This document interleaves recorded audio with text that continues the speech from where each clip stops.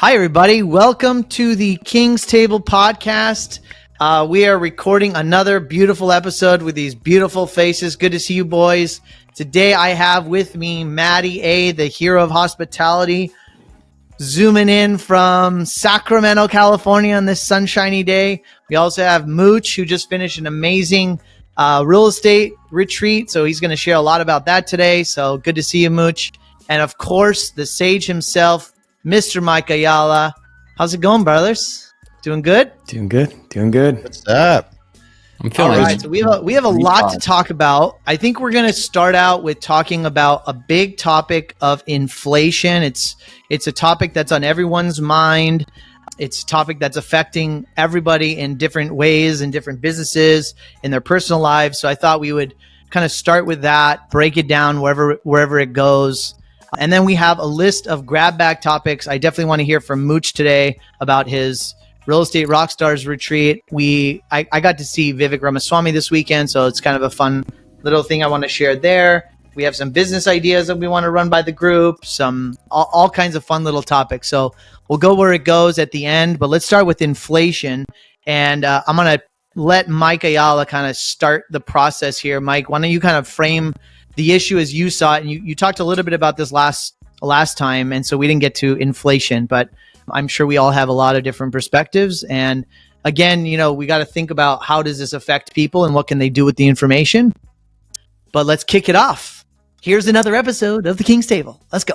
Here we go. Yeah, I think the inflation conversation is going to be interesting. And, Aaron was talking about this before we got started. I think really just bringing this back to, what is inflation? Why does it exist? Because I think we're in this period of time where, there's a lot of people that have understood inflation for a long time. But the question that I always ask is, how does this apply to me? And Aaron made a really great comment, and I'm going to put on my tinfoil hat for a second that, maybe this is intended for certain reasons, and I'll let Aaron get into that. But the 3,000% inflation was interesting. There was an article that actually came out in Bloomberg, and this was like 2 weeks ago. When we think about this in the terms of when the Federal Reserve was created in 1913, if you take $100 at that point in time in 1913, and you looked at the purchasing power of that $100 and what it could buy, today that's 3.2 cents.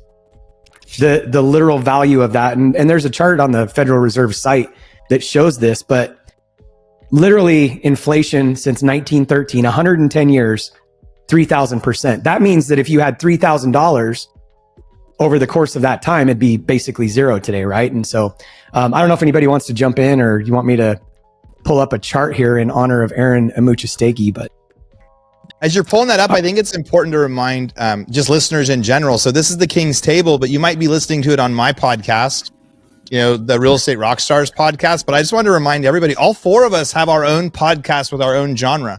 And eventually this is going to be on its own place, but I think we only mentioned it the first one, and I'd love it if everybody really quick can just say, so if you guys want to hear about real estate stuff with real estate agents, that's my podcast, the Real Estate Rockstars podcast. But guys, reshare where yours are so my people can hear and vice versa, just to remind everybody there's more places they can hear from us. Okay, well, my podcast is called The Rich Equation. I really do think that this is going to merge. It's becoming something really fun that we're enjoying, and the audience is really engaging with it. I'm seeing engagement all across my platforms too. So I'm excited for that. But reach out to me on Instagram or on the pod. And my podcast is all about what it means to live a rich life. So it's a little bit more broad than just real estate. But we talk about routine, mindset, income, and just general leadership lifestyle. So that's me. Maddie?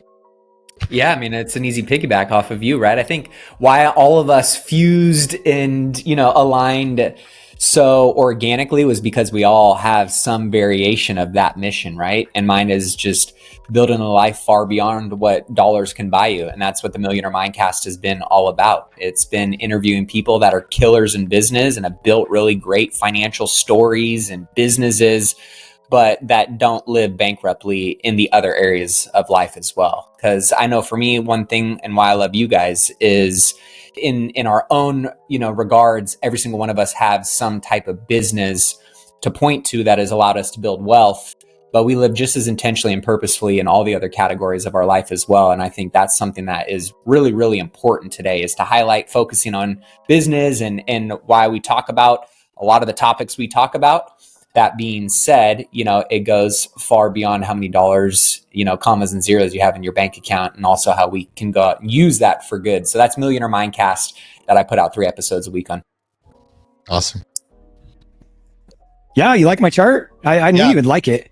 I knew you'd like it. So my podcast is Investing for Freedom. I've often said it's not really a how-to podcast. I don't really get in the weeds on buying your first single family property. It's more of a how come podcast. Like, what is the reason why we want financial freedom? So I really like to bring guests on and really dive into what drives them, what motivates them. Yes, how did you accomplish this? But really, what's the driving factor? Because if somebody wants to learn how, to flip a single family house, there's a ton of courses out there to learn to do that. But I think at the end of the day, we're all really looking for community and people to challenge us. And what was the mindset behind, Aaron Amuchastegui and battling through all this stuff. And so, Investing for Freedom. It's on all the platforms. You can find me on Instagram. I'm going to go all in on YouTube going forward. I'm going to follow Maddie A and learn how to do, if you like that, like ding the bell and put your thumb up and all that stuff. So anyway, there we go. All right. Can you guys see my chart? Yes. Yes. All right. Here's a couple things I want to point out before we really jump into this. So 1913, this was the foundation of the Federal Reserve. A few things that I think are really interesting, and I'm going to not try to go off the deep end, but when the Federal Reserve was created in 1913, the benchmark on this is $100. So January 1913 equals $100 of purchasing power in the consumer dollar, if you will. What I think is really interesting, and I said this off camera before Maddie was jumping on. Aaron, you weren't on yet, but I found a quote from Ben Bernanke, and I think it was 2004. And he's quoted in a speech saying, yes, we did that. Yes, we caused the Great Depression. Sorry that happened. We won't do it again. And that was a quote from Ben Bernanke, by the way. But a lot of people, and again, we'll get to like, how does this matter? But when you look at 1913 here, this is what I find really interesting. The purchasing power of $100 fell by like let's call it 21, by 50%. Yeah. I mean, no, it was over like a 10-year period. Yeah. We already knew that they weren't going to work. Well, it's wild. A couple other things that I want to point out, and then we can talk about, get into the fundamentals of this. But what I think is really interesting, we obviously had a rebound when things started working out a little bit. And then when you look at this period of time and you look at the Great Depression and what was going on here, one thing that's really interesting, Roosevelt took us off the gold standard, or not took us off, but he made gold illegal here in 1933. They recaptured all the gold from the citizens. They said, you have to turn your gold in. And at that point in time, an ounce of gold was like $20.70, something like that. That's not the exact number, but so they took all the gold back because the dollar was backed by gold. And the thing that's really interesting, and I'm not here to be a gold bug today, but I think this is just a premise for understanding like what really happened here and why the value of the dollar imploded and what they're really trying to do. When you look at this, prior to that happening, if the government wanted to go borrow $100, they would basically have to have $100 of gold, which would be 5 ounces of gold, right? Well, Roosevelt makes it illegal to hold gold. And then literally 1 year later, he changes the peg price of gold from $20.70 to like $34. They devalued the dollar by like 30%. So they confiscate all the gold. That's the only asset that's backing the dollar at that point in time. Now we know there's no asset backing the dollar today, but they confiscate all the gold, which is the only asset backing the dollar. And then they devalue it by 30% a year later. And the only reason I'm pointing that out is not because I want to sound like a crazy gold bug, but this is what the government linked with the Federal Reserve knew, that if they can unpeg this from a real tangible asset, then we can do whatever we want. And so if you look at this chart, and then I'll get off my soapbox and we can talk about it from a practical perspective. But when you look at this, the 1920s were called the Roaring 20s. Why? Well, because the Federal Reserve stepped in and they created a fiat system that, yes, it imploded immediately because they had to kind of reset. But then when they got their legs under them, you can look and see that like things were really good. And then we had this huge climb in the actual purchasing power of the dollar. And then we enter the Great Depression. And we start to see this. And there was all kinds of war and everything else in this period of time too, obviously. But the other thing that I think is really interesting, and you guys probably know this, but in 1970 is when Nixon took us completely off the gold standard. And again, I'm not here to advocate for a gold standard or not. But what I am saying is that the day that we remove the asset that backs any economy's currency and turn it into a fiat system is the day that we can create inflation, temper inflation, create debt. And when you come to today, the reason why everybody in this room right here loves real estate and business, by the way, is because it's one of the only assets that are left that really are backed. What's the number one asset that banks like? They're inflation adjusted. Yeah. If you look at banks, and Kiyosaki's argued this for years, show me another asset that banks love like real estate. And okay, we're entering this period of time where maybe banks aren't feeling like they love real estate right now, but there's going to be a correction and we're going to come right back out of it at some point. Maybe not right back out, but we're going to come back out of it. And real estate is all going to continue to be one of the only assets that literally you can put a fake dollar into and almost count on the fact that in 5 or 10 years, it's going to appreciate. That used to be gold, not really from an appreciation standpoint, but it kept the dollar, or any monetary currency that a government was backed by from being fiat. And so anyway, I believe at the end of the day, when you look at this chart, I mean, it's literally 3.2 cents today. That's where 3,000% inflation comes from. Mike, it'd be interesting to see this chart basically also charted with the amount of money supply. Because it's probably a perfect X. I'll show you 1 second. Let me pull something up here that I think is interesting. That is not. It's not the same thing that you're saying. However, it's similar. I tried to pull up the Fed fund rate to try to line it up with Mike's chart too. But the Fed, the same economic source, only tracks it back to like 1953, where the Fed fund rate starts at 0. So is that when it started? Is that when the Fed started doing rate? And if so, what were they doing from like 20 to 1953? What was the point of the Fed back then? Because it looks like they didn't start doing like the Fed fund rate adjustment stuff. That wasn't until the 50s.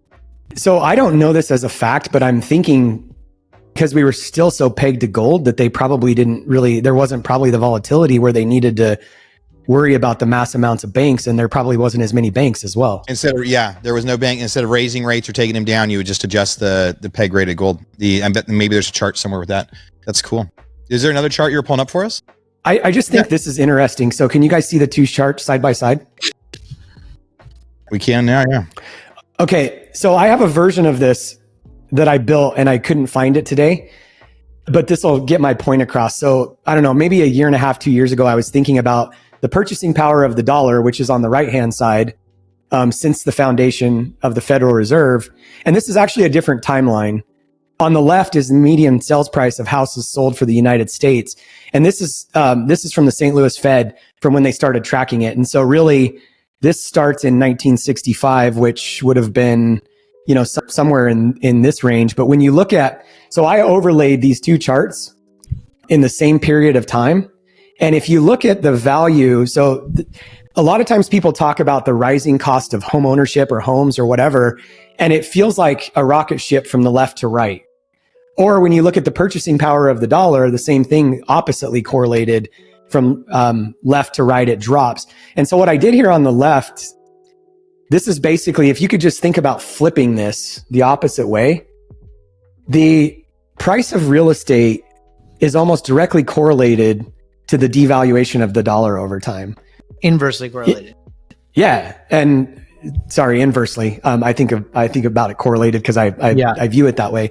But anyway, that's the thing that I wanted to share, because at the end of the day, I mean, I'm not really that smart, so I try to keep things simple. And that's what I really wanted to see. Like, if I compare the purchasing power of the dollar to real estate, like, what does that actually really mean? Real estate's gone up 3,000% if the purchasing power of the dollar has gone down 3,000%, right?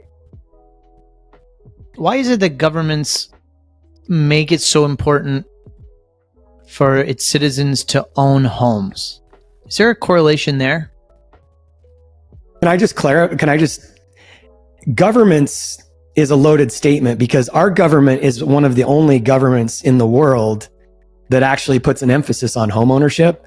You know, you go to so many foreign countries. I was good friends with some Australians because the town I came from was a gold mining town. And they're like, you guys are crazy. You guys all own homes. Like, people in New Zealand and Australia, like a small percentage of them own homes. This is a thing that the United States really has led. And it was through fractional reserve banking, being able to do the lending, and also the Federal Reserve, that we sold this idea. Because here's the thing, when the asset became no longer gold, the Federal Reserve and the Treasury, the Federal Reserve, by the way, is not federal, and we know this, I think, but this is really just a collection of banks and their boards. They still want assets. So how do you create assets if you're going to pull the value of, or the what's backing the dollar away from gold? Then what's the asset? Well, let's just create this monetary system with fractional reserve banking where we can just create fake money. And if there's $1,000 deposited in our bank, then we can loan out 900 of it. And then let's create this system where we just, you know, by the way, America has been built on this system. And so we would not have the prosperity that we have today if we weren't also in the situation that we're in today, which we're all scared and everything's crazy and we feel like the world, you know, life's over. But the reality is, this fractional reserve system and this whole fiat currency is what has made us really prosperous at the end of the day. So I just wanted to caveat your statement, Ashish, by saying, you know, I don't think it's governments in general. I think it's a few governments in the world that really focus on making home ownership such a priority, because it's the way that they transfer wealth. They give us the money, and then we go out and we build all these buildings and create jobs and everything else. And then they lend us the money for it, and then they take it back from us in a downturn. I think Mike hit the nail on the head there, right? Because at the end of the day, debt is money, right? And debt for a lender equals asset, and debt for a borrower equals liability. And so tying all of that back in, you just said it. I mean, we were talking about this when we were camping this last week off grid in Canada, and it was talking out, and it just reminded me, it popped back into my head around our greatest strengths can also be our greatest weaknesses or our greatest liabilities, right? And so we're in a season right now where for a lot of people, you know, debt was one of their greatest strengths and one of their greatest tools of good debt equaling leverage, wealth building, you know, creating opportunity for communities and our economy. But when that script flips, it's really the top puppeteer that is the one benefiting from all of that arbitrage that they've created in the system through what Mike just explained there in a really eloquent way. So I find that to be something that is very interesting to think about, how we engage with the thought in this conversation of inflation while still trying to understand that it's a necessary evil of our system that has really created all of this opportunity. And yet, if you're on the wrong side of that coin, it can be very detrimental. Yeah. I want to say, like, we kind of went into like not really tin hat type stuff, but like the system that we're talking about, or like inflation and governments and like who chooses on this big broad thing. I think the reality is have I benefited from this system, and man, have you guys benefited from this system. And once you understand the system, there is no better country in the world, and there is no bigger single thing that you can benefit from. So understanding inflation and leverage and how it works is what creates billionaires. Short of like inventing the Amazon, and short of like the little things, you know, that like are real game changers, inflation and debt is the way that normal people like us can become super, super wealthy. So even though it's like talking about there are like people in control, however we want to look at that, I'd rather look at it as like, understand this so you can be in control. So there was a question at the beginning of like, why do they want us to own houses, that Ash said? Man, I think that was the American dream from the beginning. Like it was like, everybody was like, we want something. We want to own this. We don't want the government to own our shit. We want to own our shit. Like when people started moving out west, it was like, you can have the land. The land is yours. Just go take it, put your flag on it, and now you own it. So I think the fact that the US owns like how we have this thing where you need to own it instead, that was built in our culture from like day one. Now the ways to do it and the ways for other people to profit on it and get their hands in it too. Well, that's this evolving thing, but like the desire to own was like built in us and built in our forefathers, and like just that idea of I want to be in control of my own destiny. It's really interesting that people in their 20s and early 25s and 30s now, the desire to own is so much smaller. Mm-hmm. The desire to own now, that's like this cultural change almost, is like, I don't want to own something. I want to be able to travel the world instead. Like, yeah, if I own that, like there's this draw for horizontal income, then there's this other side that's like, well, if I just rent my place, I can go live in hostels too and travel the world on 30 grand a year. So there's a lot of interesting things in that. And there's lots of stories too with inflation. And I remember like when September 11th happened and they lowered rates. And then at that time, the Fed chair told everybody, go take out second mortgages on your house and go spend the money. They said, you guys have these giant piggy banks in your home. Go take out second loans on your house and spend the money, stimulate the economy, go buy the boat, go buy the RV, like go get the jet skis, like do the things. Your house has this big penny bank, and the government and the US needs the economy to boom after September 11th. Like, do this for your country. I would literally remember seeing him come on and saying, like, for your country, take out $100,000 second and go buy a car. Right? Like your country needs you to boost the economy, and that's your piggy bank. And then, man, in like what conspiracy theorists couldn't have drawn up better than 5 years later, 6 years later, in 2009, so many of those people lost their homes. Now, whose fault and all that and the lending stuff, I'm not going to get into that, but like that's the power and the deep power of inflation. But another concept that really comes out of that, right? And so that's happened like throughout time. But I remember early in 2020, when we just started talking about inflation right after the first set of stimulus. Hey, this might cause some inflation. Because we weren't talking about inflation in 2019. We weren't talking about it in 2018. Nope. In 2019, what the Fed was saying was they needed inflation to go up. Inflation wasn't high enough. And why would they want inflation to go up? And for 20 or 30 years, the government, like since the 80s, after they fixed it in the 80s, since like early 90s, they've been actually trying to create more inflation. If you look at Mike's chart, it was crazy. What it showed was like from like 20 to 1930, the value of the dollar cut in half in a really quick period. And then for the next 10 years, it went up a little bit. And so the dollar became strong again, and then it went down. But like from 1990 to now, like it's gone down, but it took 30 years to half again, right? So like, why did the government want inflation? Like, why do people want inflation? Why do real estate owners want inflation? The reason you or I want inflation is we get a mortgage on a house. It's locked in for 30 years. So our new payment is $2,000 a month. So right now, that $2,000 a month, when you first get that house, might be 20% of your income, might be 30% of your income, because you're only making $5,000 a year. And in 1990, that $2,000 would get you 2,000 Whoppers, right?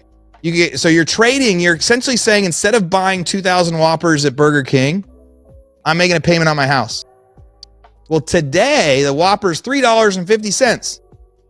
So today I have the choice to go buy 700 Whoppers or make my payment. The trade is easier, right? Like the trade is much easier. So it's like, it's costing me less. I'm sacrificing less today to make the same payment I was making in 1998. And so that is what inflation really is. As it goes up, your dollar wants more. But the other reason the government tries to push inflation, or people in power, let's just say people in power, people that have assets, we like inflation because we can pay stuff back with fewer dollars. Government has huge debt. Everybody successful has huge amounts of debt. Let's frankly, like anybody that's been successful at anything, especially in real estate, we have huge amounts of debt. So if we have fixed payments on stuff, we want inflation to go up because we want the dollar to be devalued. So when we're making those future interest payments, it doesn't hurt as bad. Yeah, I'm only sacrificing 700 Whoppers today. I'm not sacrificing 2,000. I could only feed 700 people a day instead of 2,000 on my trade-off. So that's like as it changes and what it's doing. And up until then, they were trying to make inflation, but technology would always offset inflation. Like what does that really mean too? So like 2005, you want a flat screen TV, you could get a 35-inch flat screen TV for $4,000, right? And today you can get a flat screen for $200 and it'll be delivered in an hour and a half. right? And it'll be 60 inches. And it'll be 60 inches. So it's the opposite of inflation, right? So there's a lot of stuff, whereas like your dollar buys you less, but technology offsets that in the fact, but it actually buys you way more TVs today. It buys you like bigger computer systems today. It's actually easier and quicker to ship stuff today than it was before. I think it costs you less to FedEx something today than it did 3 years ago to FedEx, and way less to ship. And like, how about like, if we want to build a website today with a credit card functioning machine, it costs us $40. And if you wanted to build a website in 2005 with a credit card functioning machine, your investment was $20,000 just to be able to accept your first payment. So in the past, inflation goes up, technology offsets it. Oh my gosh, it costs so much for shipping. Then technology makes shipping easier, more efficient. The trucks guide better. Right now, technology doesn't have a chance to really catch up yet. So it'll be interesting to see how that kind of trades off. But I remember early 2020, somebody explaining that to me, like, no, they're trying so hard to create inflation, but nothing's working. Well, now we've finally seen inflation go through the roof. And as we start to see it be adjusted, I think it's still a power, but I think it was just important for us to be able to chat about today. And I'm curious about any of your guys' extra thoughts on that, on the different sides of it. We've been talking about the Fed funds rate. We've been talking about why the Fed has been raising rates. And especially it's like, they do like inflation, but now it went too far.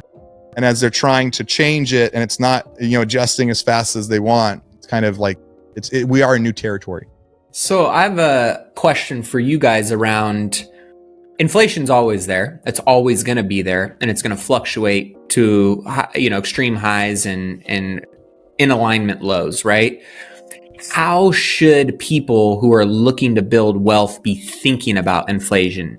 Because to give some context to this, I recently was reading an article, it was like on Wall Street Journal, it was talking about how even though inflation has fallen, consumers are still mad about it, right? We're all still kind of going, they haven't got it under control. There's still some narrative or story around why things are too expensive. It's hurting and killing the poor and the middle class, right? And so I'm going, maybe we're not looking at this the right way in terms of, we've fixated, kind of going back to that gap versus the gain mindset, right? Of like, we're fixated on ideally what it should be and what we want it to be versus like, well, it is what it is. So how can we frame this conversation and how we engage with this? Because you just talked about it, right? And I wrote it down. I said, rich people love debt.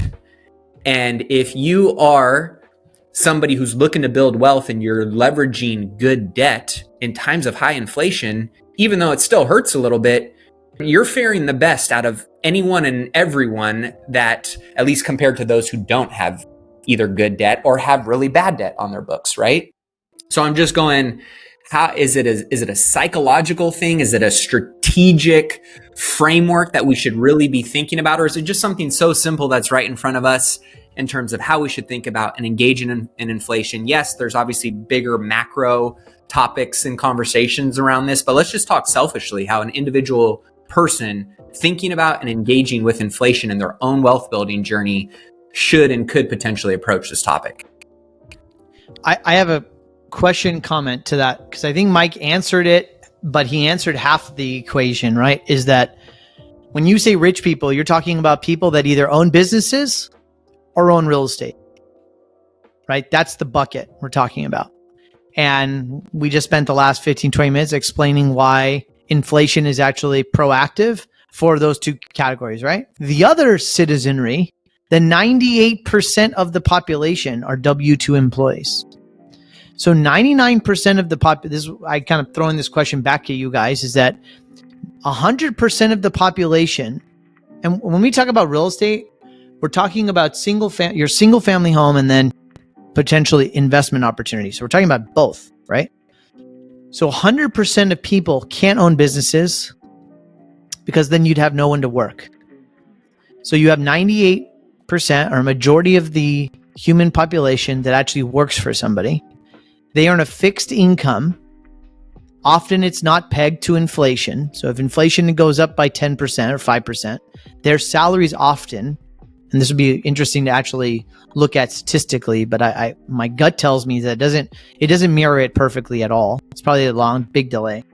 So the only place that 98% of people are investing their money is in their home, if they can afford one, or their 401k.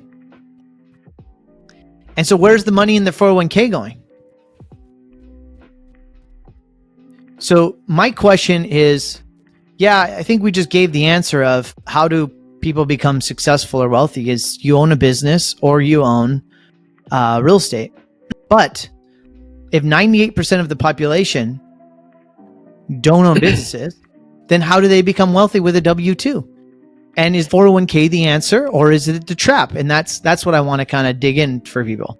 Mike, yeah, Ash, I think you just said it. It's the trap. And so when we say they, I'm a fan of the system. I didn't create it, but I understand it. System is a system is a system, man. System's a system. What do they say? Don't hate the player, hate the game. Yeah. That was my point. But yeah. Well, and what I was thinking about when Aaron was talking earlier, and what I love about Aaron is how open and transparent he is around his learnings. And the thing that I want to say first and foremost is, like, if you're listening to this and you didn't understand it the last time around, and you found yourself in a spot where, gosh, I feel like it's too late. It's never too late, because we're just going to enter another cycle of some sort. And I'll just go back to what I was saying about Aaron. The thing that I love about Aaron is when he learns a lesson, he gets it, he dissects it, he tears it apart, and then he talks about it. So the thing that I want to say, Ash, to your when I say they, when you talk about a 401k and home ownership, if you look at, I think I mentioned this last week. Well, maybe I didn't. Maybe I just thought I did. When you look at mortgage, it's literally the two derivatives of the word engage till death. Mort is death, and engage. Like, it's literally, now I'm not trying to go off. I'm not saying you shouldn't go get a mortgage, and I'm not saying you shouldn't own a house. I'm saying you go own 100 houses and put mortgages on all of them, because that's the system.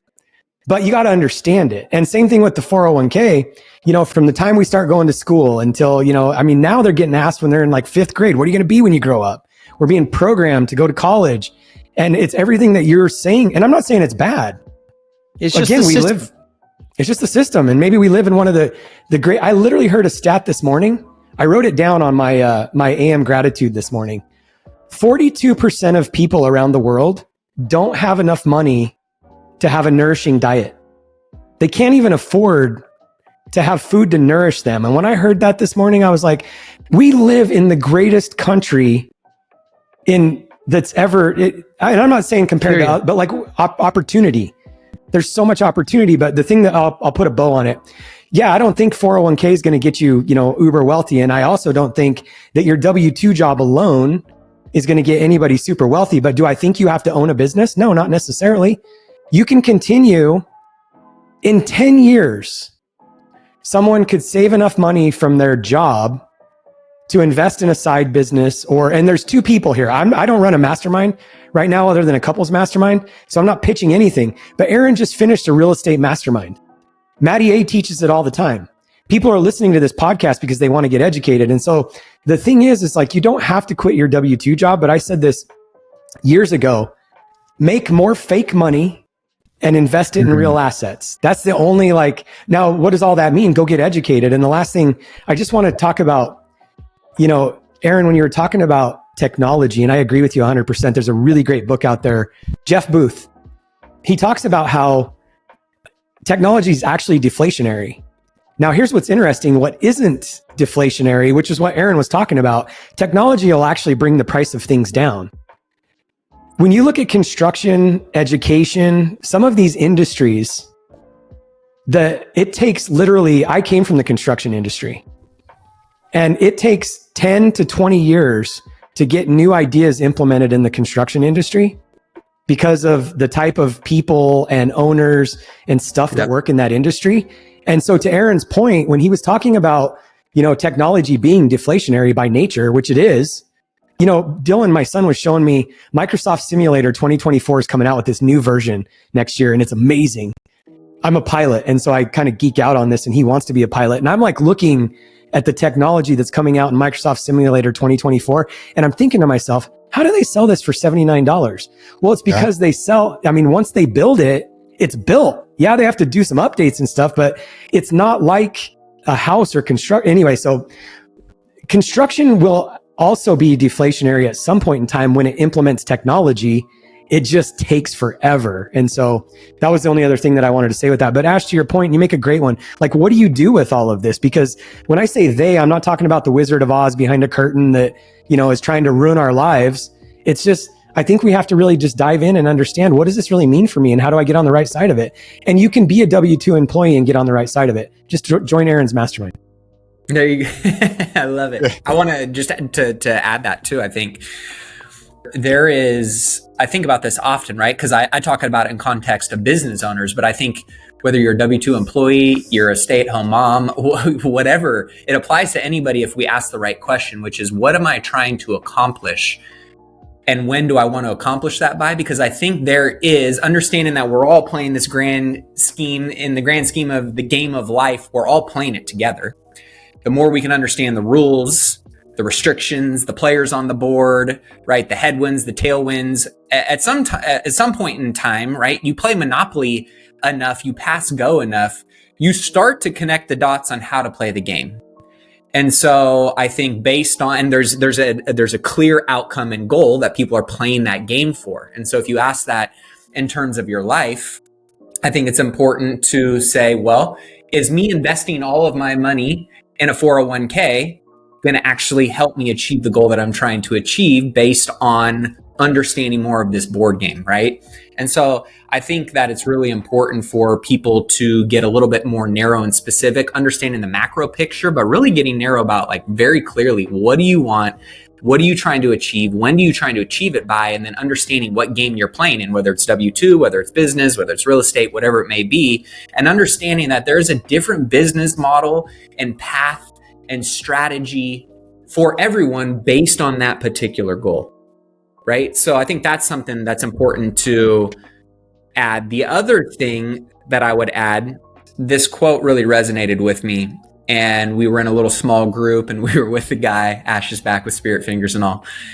And it kind of, as I was hearing us talk about this topic of money, inflation, the government, all of this, and it also applies in, I think, people's personal journey to creating wealth, which money is like manure. The more you pile it, it starts to stink. The more you spread it around, the more it serves its purpose.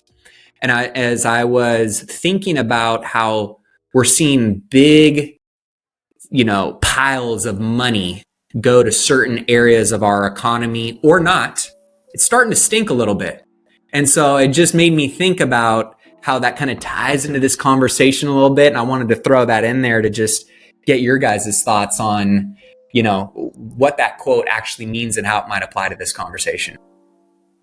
And it also, the thought that I was thinking about is just in terms of how stockpiles of cash are going to certain areas that are really not smelling so good to a lot of people, right? And how that is, you got a lot of money that's getting sent over to, the war, whether you agree with it or not, right? You got our, government debt is at an all-time high.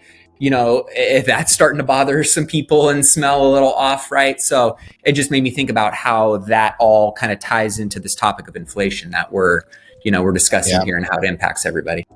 I had so many people message me after our last conversation too. We're talking about like Ukraine and funding and why does money go there instead of Hawaii? And I think the hugely challenging thing that's really easy for people is like this misallocation, like everyone's belief and that funds are being misallocated in places that we wouldn't choose.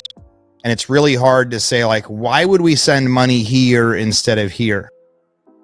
And the reality is we all spend money differently, right? Like, I'm sure that there's times when I go spend money that you guys would even say, why would Aaron spend money on that when he could be spending money on that? And so people tend to like combine the issues. No one can afford to eat healthy, but we're sending money over here. Why doesn't the government just provide money over here? with tax money or whatever. And it's just, there's so many different things that decide where money goes. It's very difficult. And my only answer to that, and I have a couple rapid fire things on those original questions. I think the biggest answer and the biggest solution is you have to take control of your own life, because if you sit back and wait for someone else to do it, like, again, why do I want to be a billionaire? And I'm going to keep telling everybody here and everywhere else that I'm going to be a billionaire, right? Because I will make change, right? And if I have a cause like what happened in Maui and I'm like, hey, something big should happen over there. Well, if I'm a billionaire, I can make change and I could do it, right? There are people out there that could snap their fingers and solve that. We're waiting for somebody to do it, but no one's going to really bail you out on stuff. You got to be able to do it yourself. But as a society, we tend to combine a lot of issues. And I saw a lot of people message me and they're like, you guys are combining two totally unrelated issues. And I get it. And they were right. And it's just that the reason we do it is when you see a financial need here and money getting wasted over here, it's really easy for us to go, no, that's not okay. And like, well, if you're preventing nuclear war over here or you're helping over here, how do you value one life over another? Mm-hmm. How do you value it's just really, really complicated. A couple of things just to maybe put a pin on my opinions with inflation, and maybe we can get onto something else as you guys finish it. The other part of that, inflationary idea of why governments like it, why people like it, it's the way that assets get transferred from the elderly. So elderly people that are retired, we talk about that 401k, most of them are on a fixed system where they're going to get paid $4,000 a month for the rest of their lives. So if they start getting $4,000 a month today or $5,000 a month today, 10 years from now, 20 years from now, they're still getting $4,000 or $5,000 a month, but it's buying half the amount.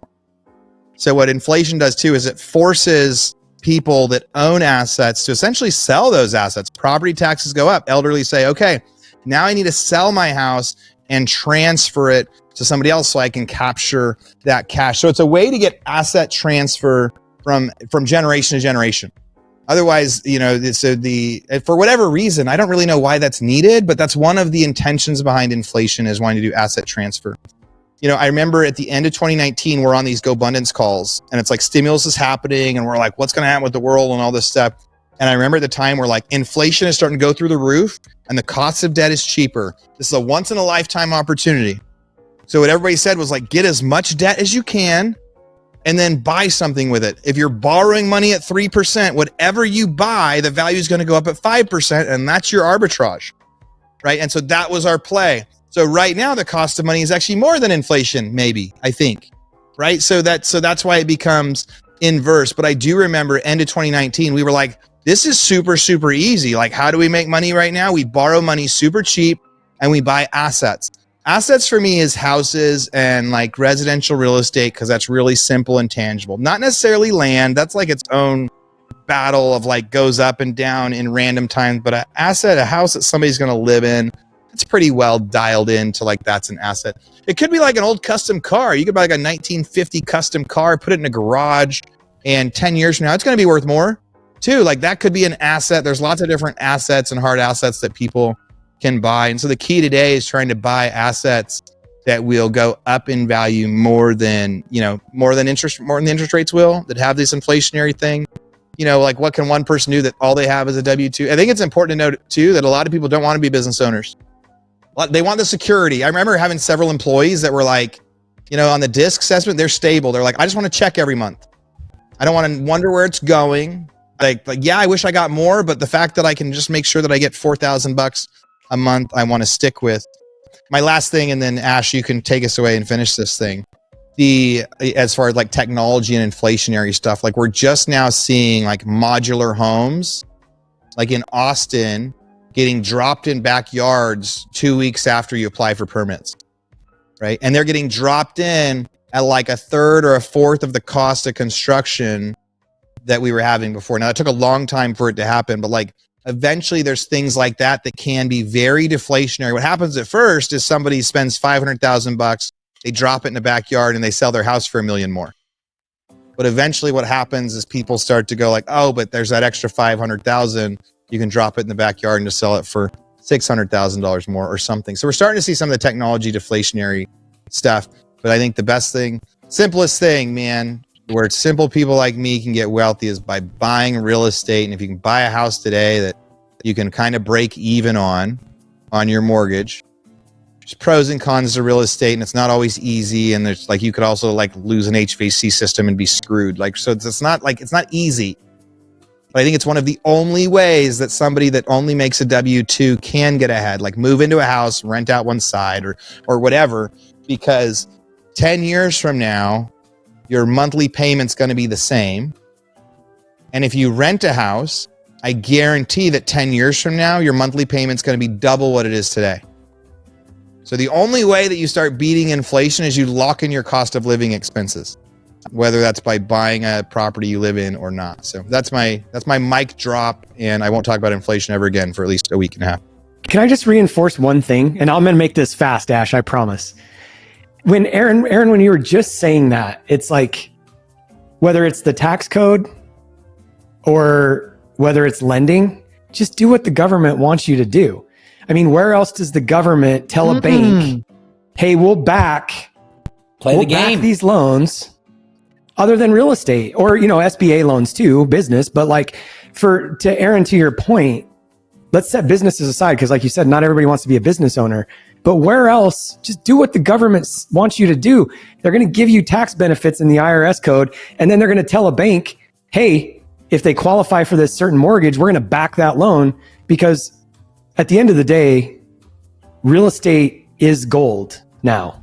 We moved off the gold standard and it's now real estate. Yeah. Just to add to that, Mike, also listen to what the government is telling you. When you trade time for money as a W-2 employee, you get taxed at 30, 40, 50%. When you own real estate, you're taxed at 20%. Capital gains. Yeah. So they're even signaling to you through taxes. But I think it's really interesting conversation. I just keep thinking about the few hundred employees that we all just within our ecosystem that we have, and not everybody can work and also run a business on the side, like a side hustle kind of business. Real estate is probably the easiest reach, but I think a majority of people keep their money in their 401k, and often it's not self-directed. It's managed by some group of people in New York, and everybody's taking fees. And I think there's something like 30 or 40% of your wealth is gone in a 40-year career based on fees. And Maddie, I want to expand on your quote, another version that I heard the other day. The shit that you have in your life today is going to be what fertilizes your fields in the next season. I like that one. That one's good. Good. Yeah, I thought that was another good spin. Because we're all dealing with some shit. Everybody is. I mean, I don't know if you guys just saw the post. I forget who posted it in GoBundance, but somebody had posted they just went to a big real estate conference, and maybe this will be a good way for us to segue into Mooch, what you guys were talking about and, what you guys are seeing out there. And I know based on, some of the guys in our group, businesses are struggling, revenue's down, rents are softening, vacancies are jumping up a little bit.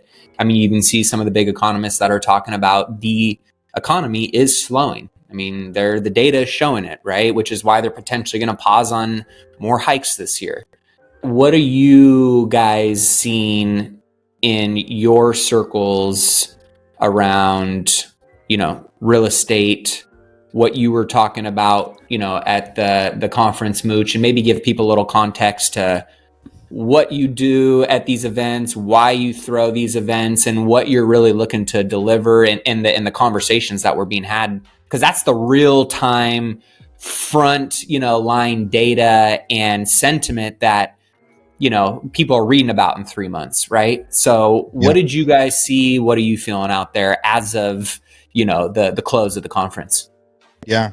And I was going to try to pull up that talk in GoBundance that guy had, right? Where he said he had just come back from the multifamily conference, and essentially it was just like a bunch of dire news. And if one of us can find that, I think it might be reading and sharing some of it, whatever isn't confidential. But it's like what we were talking about 2 months ago, right? Like the writing, like what we're seeing in the multifamily space and the challenges that people are hitting with cap rate changes. And he went to a conference where there was thousands of people in the same business space, and it was dire. And so one of the best parts about meetups is you get to see that. So I just had my first Inner Circle event out in Austin. And this was unique. So I do lots of different events. I do my Real Estate Rockstars one that's for agents, no matter if they've never made a deal or not. But this one was a highly qualified, people had to be making at least a few $100,000 a year in their real estate investing business right now. We didn't accept everybody that applied for it. It was a high dollar ticket. It was $3,500. Then they'd come to my office. Everybody actually had to present and teach something. Right? So everyone had to present their best case, and then they had to ask their question and their big challenge, and the brain trust would answer it. So there was also a lot of stuff from me, like stats and analysis and things like that. But the idea was curating experts from all over the US that have been in this business and like related, and like one guy's talking about how he's spending $35,000 a month on TV ads to buy all of his deals.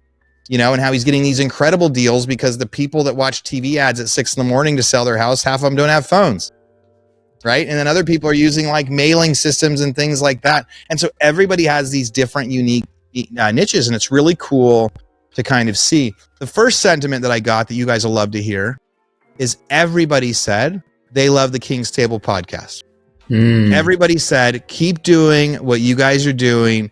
It's freaking awesome. And all like on some of them was like, hey, what advice do you have for me about this event? That was some of the event. Keep doing the King's Table podcast. We love that you guys are talking about stuff that nobody else is willing to talk about.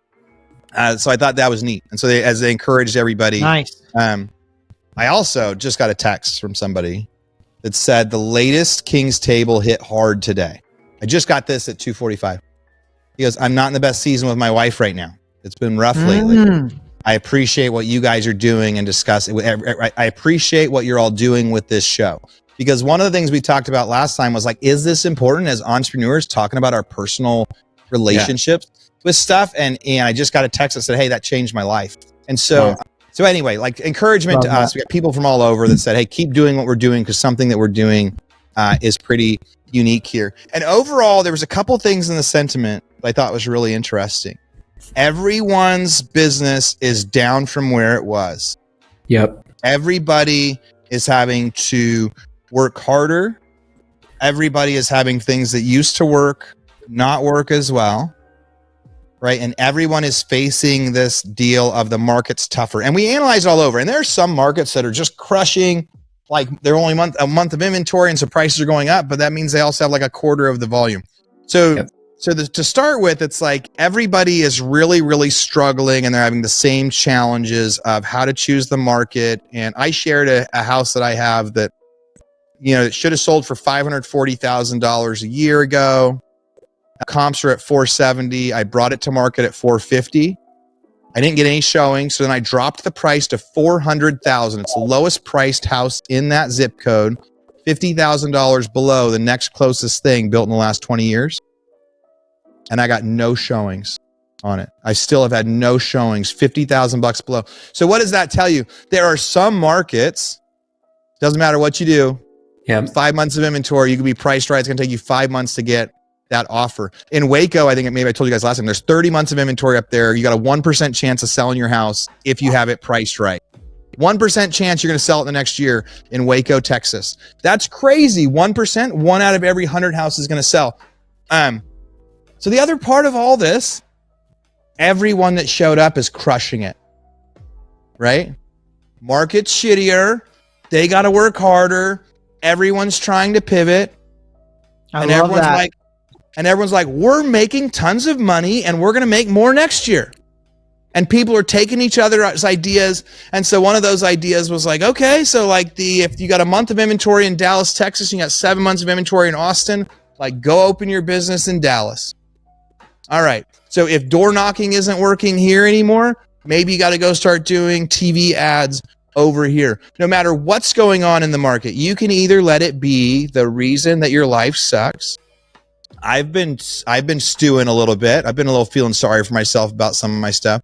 But the coolest thing that was the most impressive about the event, so we talk about the markets, we talk about strategy, we talk about stuff, but the best part was that everybody is crushing it in spite of the most difficult market they've ever been in. And unlike me, so I've seen the market in 2001, the market in 2005, the market in 2009, the market in 2000. I've seen this like swale.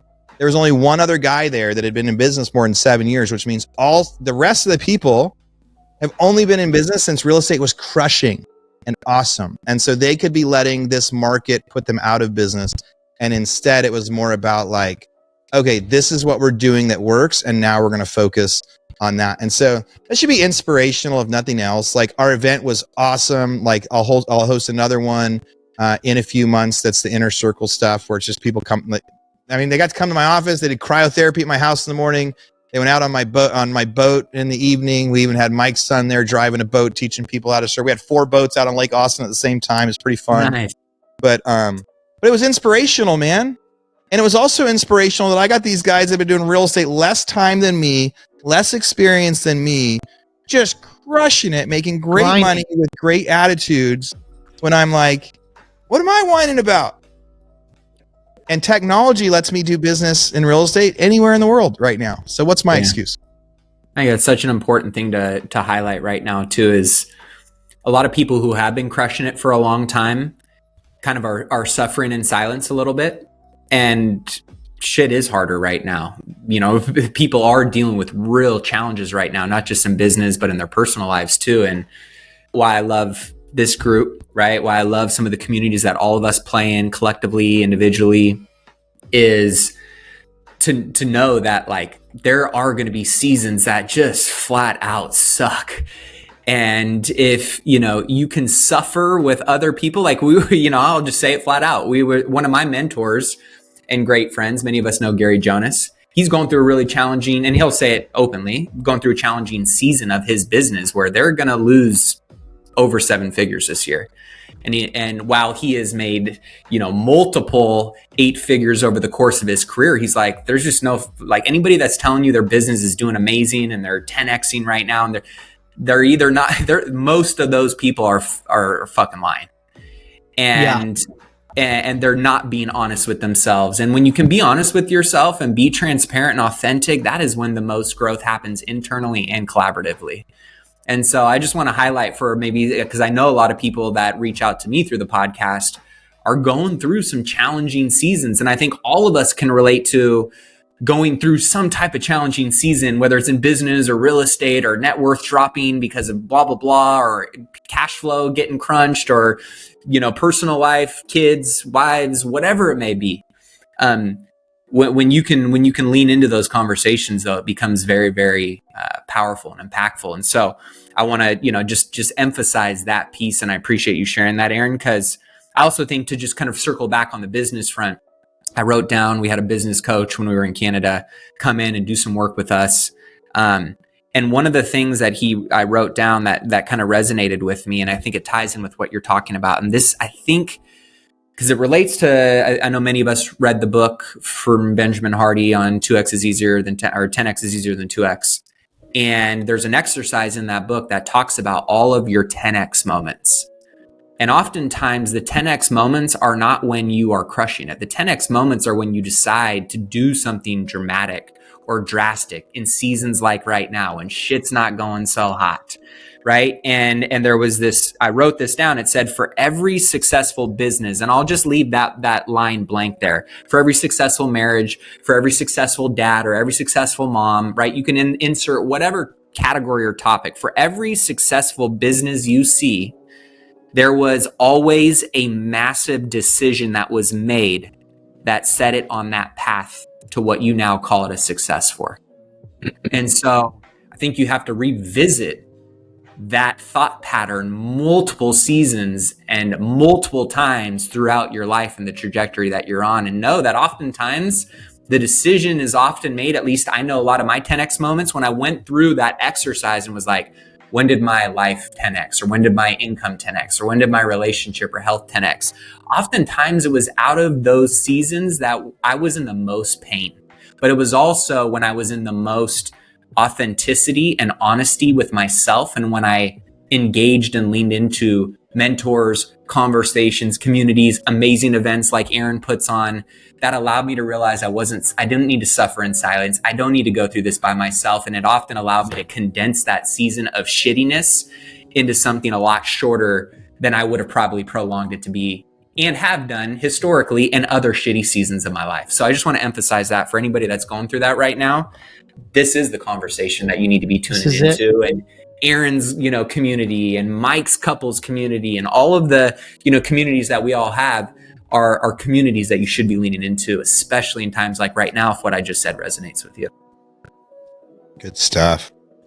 So good. Just like the voices that we're listening to, as you just said that at the end, is like it's always important, but it's so important right now. And when you come out of the season of, time that we've been in, like after COVID and everything else, like I'm just the isolation factor and being alone, like now's not the time to be alone. And so I just so resonate with what you just said, Maddie. And the one thing that I just want to add on to that too, like when COVID hit, and Aaron was talking about this period of time, we're so fortunate to have that community that we have in GoBundance, which we're all a part of. But I remember the conversations, and I actually had this conversation with my pod, and I talked to David Osborne about it. I had a note that had a balloon payment of like, I want to say $1.5 million at the end of the note, which is coming up next year. And, all hell was breaking loose. Like, we're thinking like businesses are going to go bankrupt. Like we're going to be out of business. Like who knows what's happening. And the guy that had this note, he comes to me and he says, hey, if I give you, and I forget what the number was, but he said like, if I give you 650,000 right now, will you forgive the rest of the note, the balloon payment, not the rest of the note, but the balloon payment at the end? He thought his business might be done and he had some PPP money and that he was going to be expecting. And so I sat down, and there's a point to this, but I sat down with my wife and I looked at everything in our world. Everybody always talks about like lifestyle creep in our personal lives, but I don't know how much we talk about business creep. And, those periods of time like COVID or ones that we're even in now. And if I had to, punchline this, I would say, hey, like learn the lessons. And even if you don't understand it right now, it'll come back and teach you the lesson later. And so at that period of time, like Karen and I were looking at it and we're like, man, what could we do with that extra 650,000 right now? And even though it's money today that I'm not going to be getting in 2024, I don't know if I'm going to be getting that money anyway. I sought counsel. We looked at all of it. I ended up taking the money, and I'm sitting here today thinking, man, I shouldn't have taken that damn money. But the thing about it is like, and this is what I wanted to say with the psychology around this, we make decisions at that point in time with the best information, the best education, the best wise counsel that we have around us. And I think, to what Maddie was saying, like whenever I feel myself getting depressed, it's usually by something that I'm thinking about in the past. I should not have written off that extra money for that money then, but I didn't know any better then.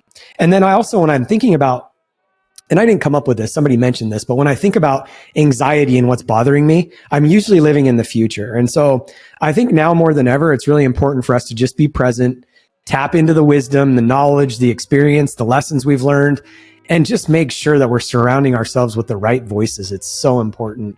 And you're going to make mistakes. You could look back now and say, Mike, that was really stupid, because that business is doing fine today. And I left a lot of money on the table. But I didn't know. I made the best decision that I had at that point in time with the information that I had. And you have to take it, you kind of have to be careful with yourself too, because nobody knows. None of us know. Yeah. I'm going to add in one quote. Don't waste a crisis. Right. So that's I think one of the things, when that guy came back to renegotiate, I remember the first time we ever had to tell investors we lost money for them after 3 or 4 years of amazing performance. My partner says, hey, Aaron, we never waste a crisis. So if we've got to go in and tell them bad news, we're also going to say, and moving forward, we're never going to be able to honor 15% annual returns again. If you guys want to come back and invest with us, we're going to be, our new base is like 6%, and we think your upside's going to be like 10. And I remember when COVID happened, it was kind of the same thing. Like, never waste a crisis. Go renegotiate with who you can. And whoever negotiated with you, Mike, he wasn't going to waste that crisis. He came said, hey, it's a crisis. Maybe I can get some good stuff out of it. So we're in a different sort of crisis now, maybe in some of our businesses, but don't, I just renegotiated my lease rate at my office because of it. Right. So like, if you are in crisis, don't waste it. Go make some changes, go renegotiate some stuff. whatever you can right now while other people are feeling it too, because this too shall pass. I also feel, Maddie just said this too, is that this is a good time to be having these conversations and to be figuring out where there's opportunity and to recalibrate where you spend your money and where you spend your time and where you're investing. And I think the next 3 years, and we've talked about it on the podcast here, there's some pain ahead. So don't stick your head in a pillow. Pay attention. One of the things I was going to say, Maddie, and about masterminding and stuff is I think like right now, if you believe everything we're saying and there's turmoil ahead, which creates opportunity, right? You should have zero excuses for why you can't create a group of people that you can mastermind with. And so I was just thinking about like, well, what are people going to make excuses? Oh, I don't have the money to join, GoBundance or Vistage, or I can't spend the money to go to Mooch's mastermind or blah, blah, blah, right? People come up with all kinds of BS. So if you're listening to this and you're not in a paid mastermind, call up 4 friends, meet on a weekly basis, schedule an hourly call. It's free. And come up with 5 or 6 things that you're going to transparently talk about. And then slowly, as you guys recalibrate your life, then maybe you can get into a paid mastermind with somebody of a higher caliber or whatever. But just starting the conversations and having the transparency is where all the limiting beliefs kind of come out of. And I'm like psyched, man. I'm psyched. I'm psyched about the next 3 years, man. The mess is going to create so much opportunity. So speaking of the mess, let me kind of pivot and ask or talk about a few other things, because I think I've been watching 2 things that I think are super interesting, and I'd love you guys to comment. One of them are these union negotiations going on, okay? And I think it's super interesting, the dynamic of how we have these unions really drawing hard lines against these businesses to significantly increase pay. And we'll use the automakers one first. And I don't really have an opinion of the negotiating terms because I don't know enough about it. But what I think is super fascinating is that we have a group of people that are significantly asking for more pay and more benefits, et cetera, perhaps even more pension. And they're putting these handcuffs on the companies in a time where the cost of buying a car is the highest it's ever been. People are going to tighten their spending. Car sales are starting to go down. Interest rates for homes and credit cards and all of that is higher as it's ever been. The only way to offset these increased costs is to increase price. Well, if your sales are going down, then prices have to come down. So you're basically negotiating with the devil. You're negotiating basically against yourself. I think the union in California, the negotiations in California, are a little bit different. And then the second topic I think is really interesting, and love your guys' feedback, is the Taylor effect, right? Taylor Swift, Barbie, Beyonce, I think they added like some $6 or $8 billion to the economy by the end of 2024. You have people having the highest credit card debt they've ever had. Like we keep talking about this, right? Interest rates are high. Credit card debt is high. It's expensive to buy anything. Consumerism is not coming down. And here we go. I mean, to go to a Taylor Swift concert is at least $2,000 to $3,000 at minimum per person, with flights and hotels and this and that. It is so much more. And the second thing I think is super interesting is the Taylor effect in terms of her influence and popularity. In that, I guess she's dating some Chiefs player, and she shows up to a game, and now the prices of Chief football tickets have spiked. The following for the player and the all the Instagram accounts for the Chiefs have all spiked, like double, triple in like a week. Just super fascinating. People are still out there hungry. They want to consume, and Taylor Swift is cleaning up. So there you go. That's America. It's the what Mike talked about in weeks past was like people are lost. There's nothing people like more when times are bad than like a distraction, than the watching the gladiators go fight. And it is fascinating. We were talking about before we came on. If you Googled Kansas City Chiefs score right now, most of the images on the slider have nothing to do with that, and it's pictures of Taylor Swift and her other famous friends that were at the game. And it's just like this strange, laughable thing, how much influence people have. And it's also impressive, and I'm jealous of it, right? Because influence, man, if I could like drink the something, right? Like what I would wish I had more of, it's influence. And so it's crazy, but it's also crazy like who we give our influence and attention to. It's the Messi effect with like when Messi decided to go play for Miami soccer. Miami went from the worst team to the best team. Their tickets went from nothing to thousands, and people are flying in from everywhere. So it's impressive that like certain individuals can like become game changers. And it is interesting to see too how people choose to spend their money when I think it's just saying like people will choose to spend their money on distractions or like one, there's nothing wrong with like experiences over things. I'm a big fan of that. You never forget that. You can never take it away. You can eat tomorrow if you need to. It's not necessarily responsible, but it's definitely like a life choice that people are like all about right now is like, go do the experience. We'll start paying off our credit cards next month. Instead, let's just keep going. The amount of the economy stuff that has been booming that way is just, it's just really impressive.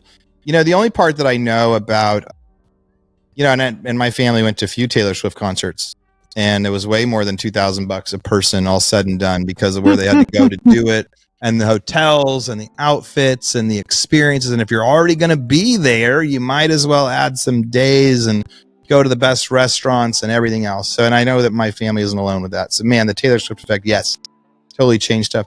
The auto worker union stuff is interesting. I did a quick Google about like car inflation over time.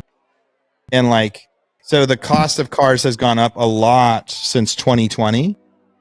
But like from 2015 to 2020, it was going down. Cars were getting cheaper every year. Right. And so it's kind of like this adding insult to injury at the time when these things happen. Because I would be willing to bet that like profit margins for auto dealers 2 years ago were just screaming through the roof. Right. Because demand had gone up so high. The Mercedes G-Wagon, if you wanted one, you got on a waiting list for like 6 or 9 months. And when you got it, they sold it for like $100,000 over sticker. And people raced down there. They would call people, and my buddy raced down there, and like he got to sign it as like 6 other people drove into the parking lot, right? And they were like, oh, I guess we should have gone 150 over sticker instead. So car makers were just printing cash, printing profits 2 years ago because demand, same with anybody that owned real estate, right? Like demand drove prices up, and at that time it hadn't driven our cost of goods up. It just drew the resale. So profits went through the roof. And so now this negotiation of like, okay, it's time to increase wages to offset that. Like I'm not against unions. I'm not against organization to make things happen. I think sometimes they go both ways. I think sometimes people say, all right, we need to make the adjustment and we'll make the change. They use the example of McDonald's when people were wanting to get higher wages and they started using technology and computers to take orders instead. So they raised wages, but there's 3 less people employed at every McDonald's. Yep. Right. So like everybody that's there got a raise, but cost to operate that building went down. So they risk that when they go in timing wise, but it's not that they don't deserve it. So I think that is how wages happen. And that is how wages essentially just keep up with inflation. Right. Well, like if they need to, if they need to catch up with inflation, right, they need like a 20% raise from 2 years ago. Yes. Right. So if somebody was getting paid $60,000 2 years ago, they need to be getting paid $72,000 now. Or did I even do my math right? Yeah, $72,000 now. So they need like 20% more to keep up. And so it's just about fighting inflation, but it's like the timing's wrong. Well, one of the things that in my industry, Mitchell Gold just went out of business. It's not necessarily my industry, but a residential furniture maker, right? Just one day, boom, they went out of business. In the last 2 or 3 years, they should have been making more money than God. Everybody was consuming residential products, right? Yeah. And so why is that company going out of business? About 2 months ago, there was another very large privately held company, 80-year-old company, $500 million in sales, show up on a Tuesday, put a notice on the board, and I don't know, maybe 800 employees gone, right? In a heartbeat. Well, after 80 years of being in business, same thing, residential furniture.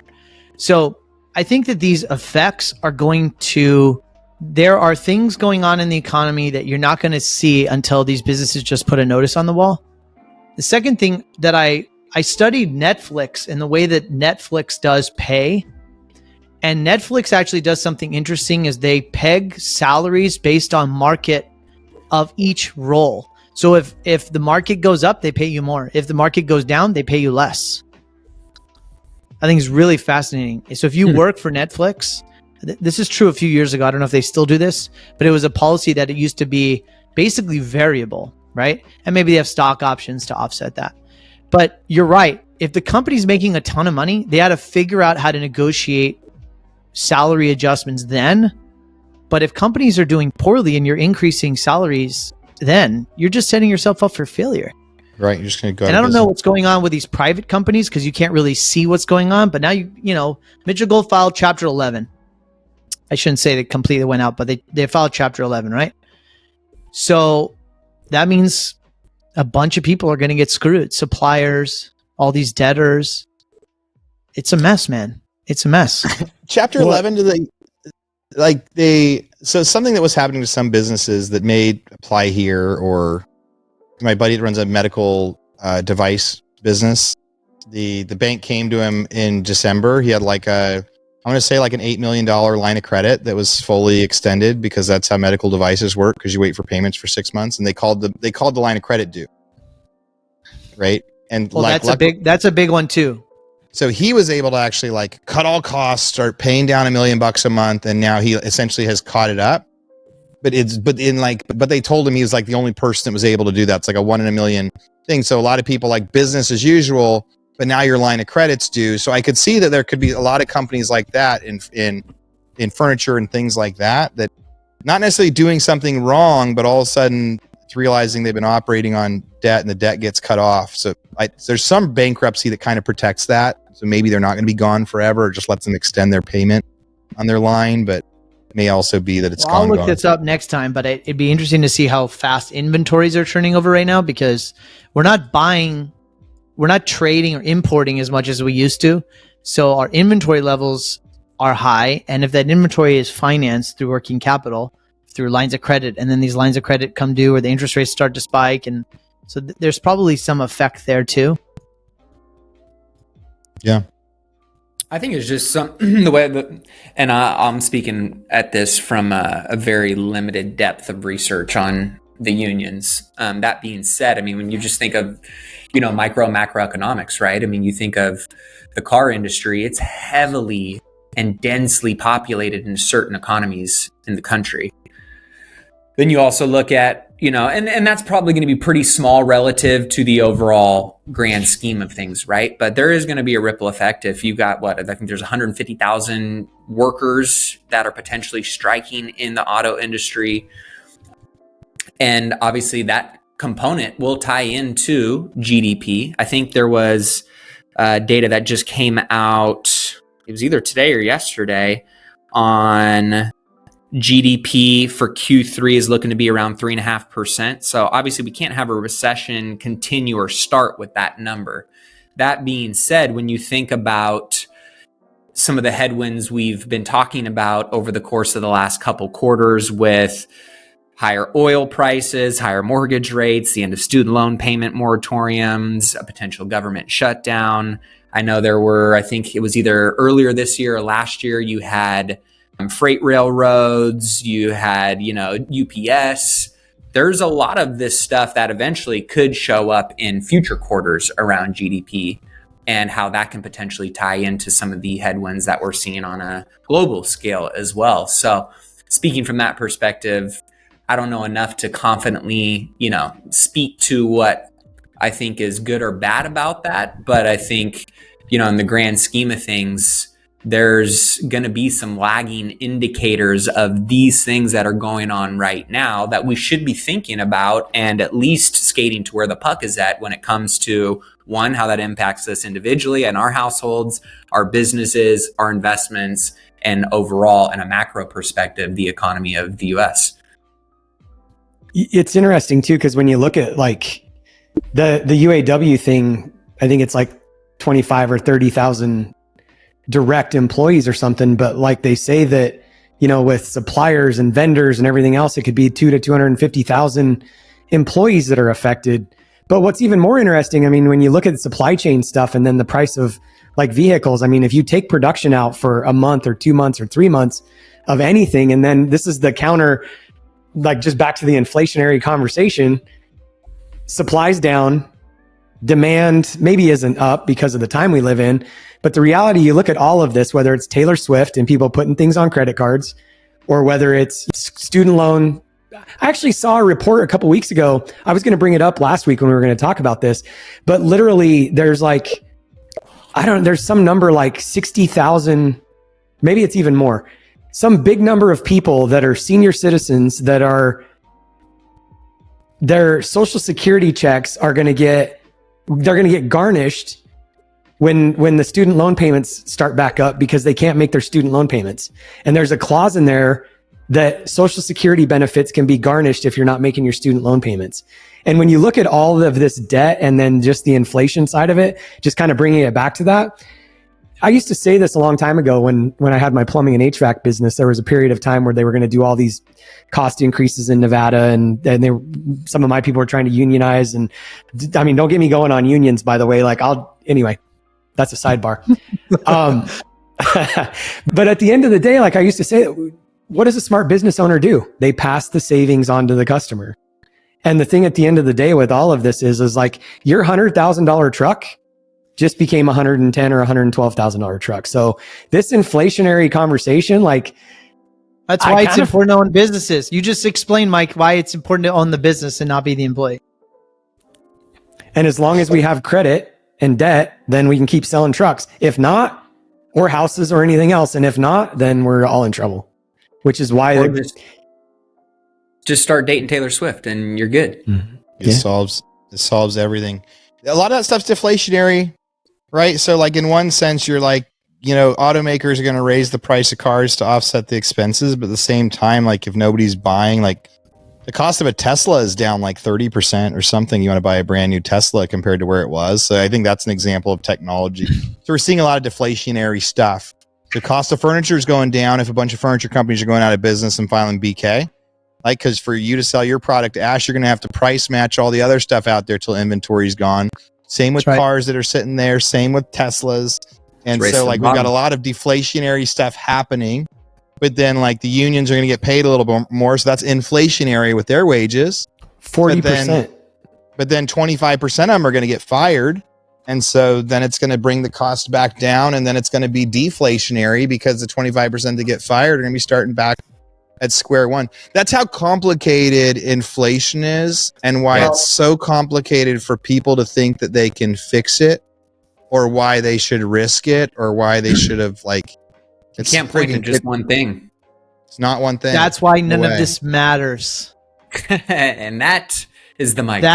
This is why none of this matters. This matters, but it is so complicated, and we think we can blame business owners, we can blame the government, we can blame our elected officials, or why are they doing this or why are they doing that. It's so bloody complicated that it's not necessarily a solvable problem, right? This is capitalism. It's going to solve itself. It is what it is. I think the only thing you can control is what you control. Stay within your circle of influence.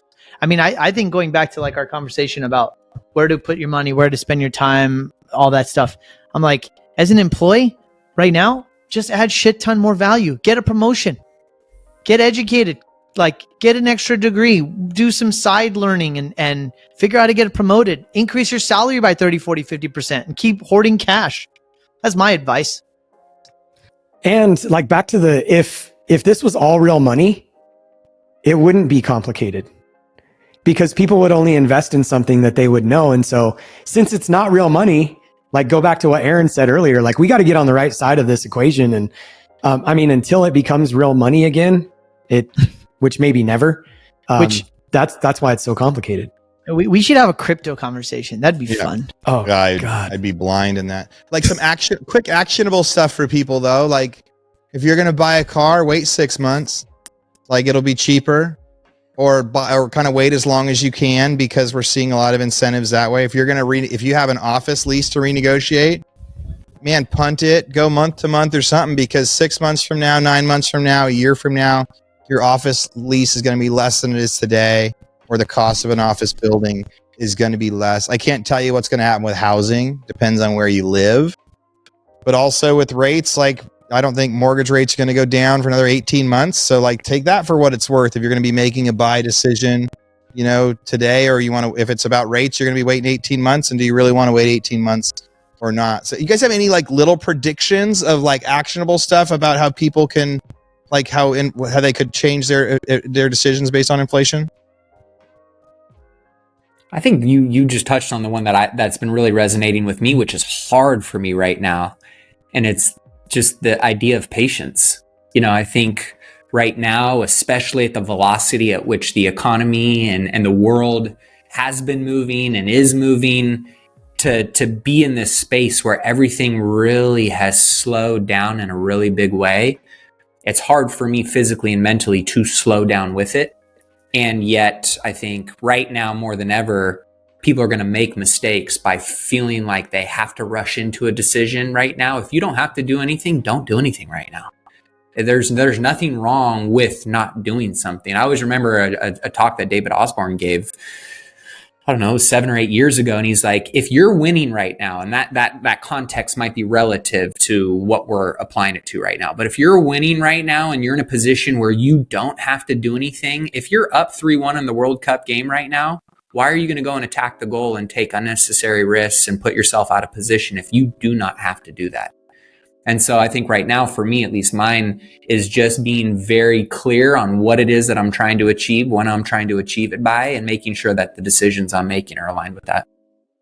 I mean, there's the fundamental stuff that we're constantly talking about. I mean, I think, you know, cutting where you need to cut and investing in your businesses where it belongs, and real estate and all of the above. But the thing that Karen and I have been talking about, and Aaron, you know, kind of alluded to this earlier too, but I'm just looking at the areas of spending in our lives, because there's some areas of inflation that are just crazy that, you know, if you look at the cost of certain things over a year or two ago, and there's a lot of things, even, I mean, can I even just looking at the amount of times that we eat out, when I go, and I know this sounds crazy, but like when I go eat out right now for just Kara and I mean, it's $200-300. We can shop now that the kids are all gone and out of the house. Like, I can buy an entire week's groceries for Kara and I for the same price as like one meal out. And so I'm not saying, you know, I love having a good time. I love, you know, travel. I love dinner. But Kara and I are just looking at like, man, what could we do with this additional capital, whether it's now, today? Well, then on the other side of it, I forgive, you know, $900,000 loan a couple of years ago. But anyway, it's just, you know, it's just paying attention to where we're spending, I think, because, and I'm not a big saver. I'm not usually like, I'm not the one a couple of years ago that'd be like, save your money. I love experiences, but also just it's opportunity cost. When I think about that from a business perspective, what is the opportunity cost of going out to eat 3 times a week? You know, and I could save $400 or $500 a week by cutting that down to 1 time versus 2 or 3. And that's a lot of opportunity. I mean, that's $14,000-15,000 a year that you could invest somewhere else. So that's a lot.